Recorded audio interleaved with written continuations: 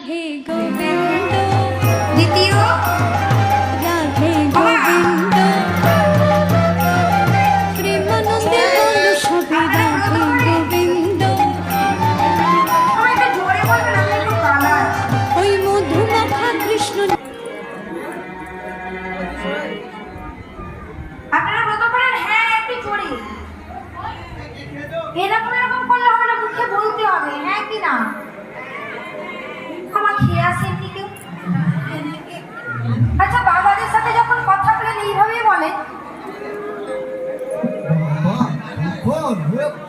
তখন ছাদেতে বা চালেতে কোনো পাখিও বসতে পারে না, তাই তো নাকি?